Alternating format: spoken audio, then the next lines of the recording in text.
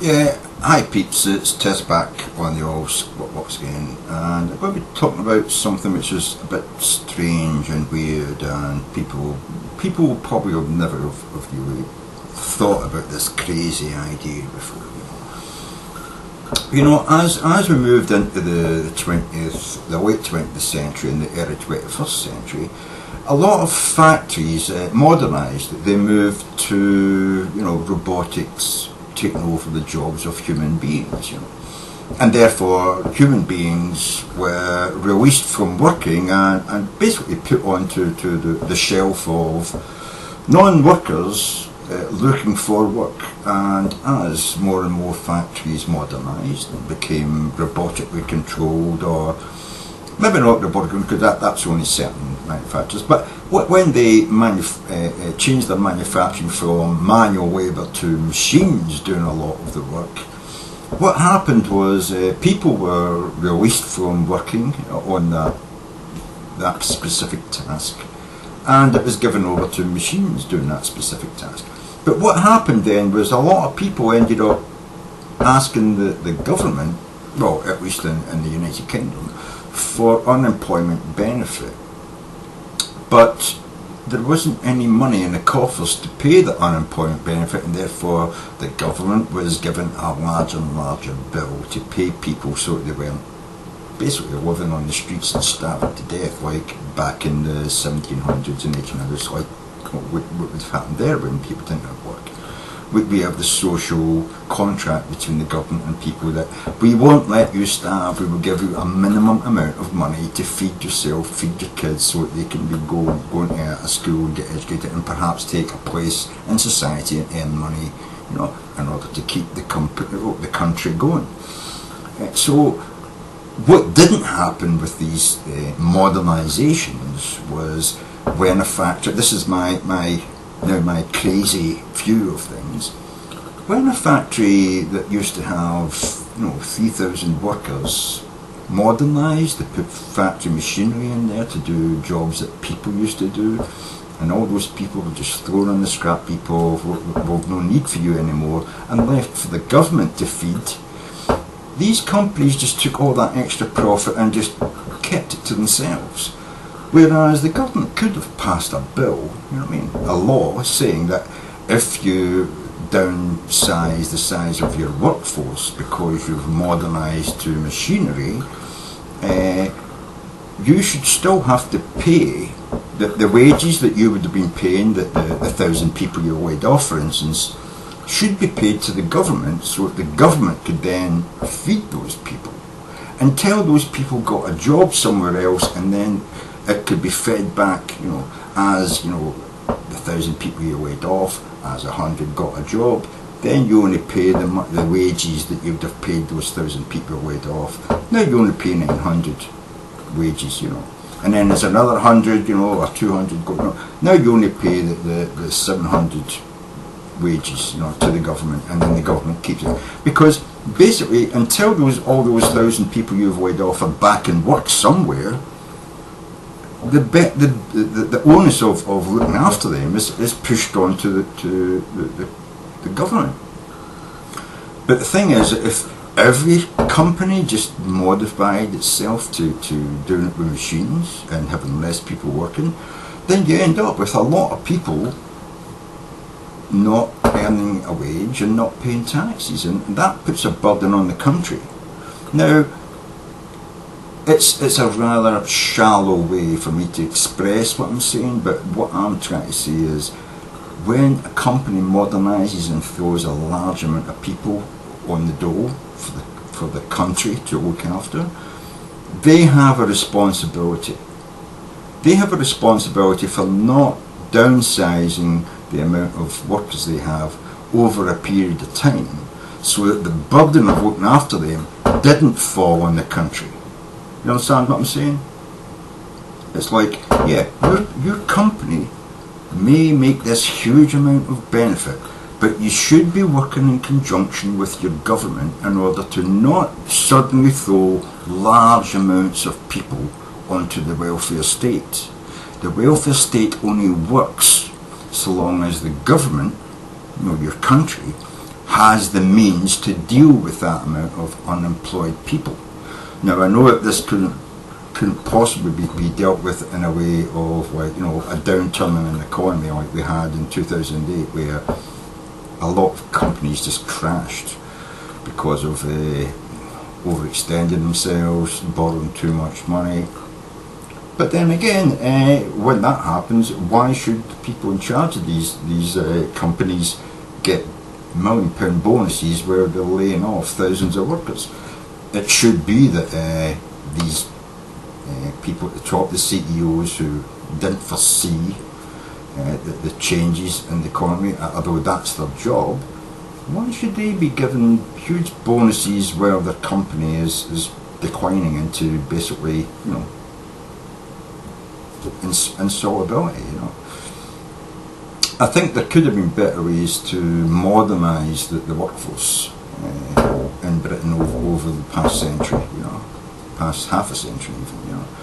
There's a lot of ways, a lot of things that could have been done to help the modernisation process and the process of laying off workers and re-employing them, re-educating them into different avenues of work, you know. And it shouldn't just be the government's you know, job to look after these now non-employable people. The companies who are laying these people off should have some connection to them. So say, for instance, a company decides to modernise its factory and it's going to lay off 1,000 people. Well, rather than the government turn around and say, well, we're just going to take that whole 1,000 people on board and we're going to pay them unemployment benefit for as long as they're unemployed, perhaps the company who's laying them off should perhaps pay them half a wage for a year and then a quarter a wage for another year, while the government works out how they're going to re-educate and re-employ these people so they're no longer a burden, or not such a burden upon the state. You know, there's lots of different ways this could be looked at, you know. I mean, and if the company doesn't want to pay them half a wage and then a quarter of a wage, you know, for 2 years after they're being sacked by them simply because they put a machine in place of these people, then maybe the government, as I said, should be able to turn around these companies and say, well, the wages you would have paid them, you're going to have to pay us now for a year.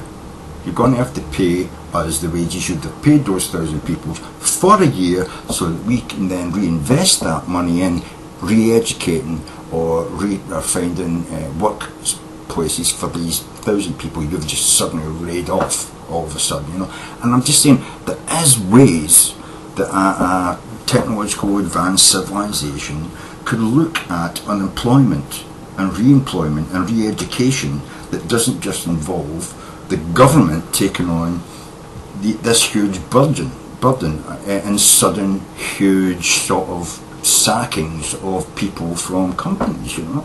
Obviously it's difficult when a company goes under and you know, and becomes bankrupt and no buyer for the company can be found. That's a difficult sort of circumstance. But I'm sure even me, a stupid fucking ignorant, you know, YouTuber, I'm sure I could find ways of ameliorating, you know, the sort of impact on society and the impact upon the government purse by looking at these sudden large large sort of sackings and laying offs, you know, that would put some of the burden on the country, yes, but some of the burden on the company who's laying them off. Surely these companies have assets they could sell, and shouldn't some of those assets not just go to the people who own the company or own the shares? They've made their money over a period of time. They shouldn't be able to just throw all those people onto the dole and make the government pay for it. The government should be able to say 30% of your assets are going to be, you know, absconded, you know, by the government in order to re-educate and put these people into, you other places of work. Even a stupid, idiotic fucking YouTuber like me can come up with ideas that alleviate the terrible impact that a company going out of business, or a company restructuring itself, or a company retooling itself puts upon the country that it is actually making its money out of, and has made hundreds of millions of fucking pounds over the years. You know what I mean? Surely there's a way of saying, well, you have become rich simply by being a company in this country. We protected you. We defended you from incursion, or people just coming in and shooting the bosses and taking over the workshops, and then stealing your fucking factory.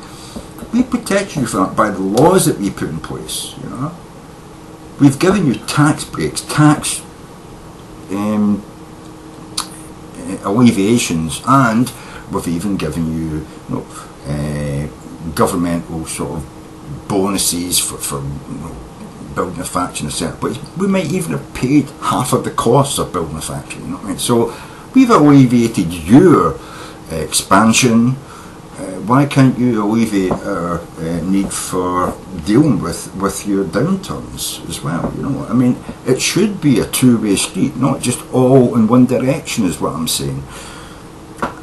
I'm sure a lot of the stuff that I've said could possibly be implemented, perhaps not exactly the way I'm saying it, but it could be discussed, it could be looked at, and I'm sure it would be beneficial to our society not to have just huge amounts of people thrown onto the fucking dole. Thrown onto the social services, and these companies just run away with the profits. I mean, I'm sure there's some way that we could discuss this and find a means of alleviating these fluctuations in the workforce and marketplace. You know what I mean?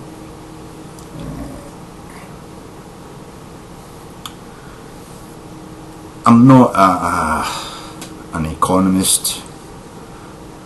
I'm not a businessman, I'm not a politician, but I am a concerned citizen, and I think there is ways that we could probably change the way we do things now to make them easier, more absorbable, and less damaging to our society as we go through these fluctuations and changes in workforces, technology, etc. So I don't know, what do you think? Do you think that there's any merits in things that I'm bringing up here and hoping for people to discuss? Or do you think I'm just a socialist, communist, horrible, anti-fucking rich job creator? Am I anti-job, you know what I mean? Or am I sort of like pro the socialist system, and by socialist I mean the system whereby we people live within the borders of our country, and surely within the borders of our country we can have laws which alleviate the worst excesses of pure capitalism or pure downturns in the economy, in order for the government not to be put in a position that a lot of financial and capitalist entrepreneurs have put the country, you know what I mean? And the people of the country is what I'm talking about. Anyway, så är det.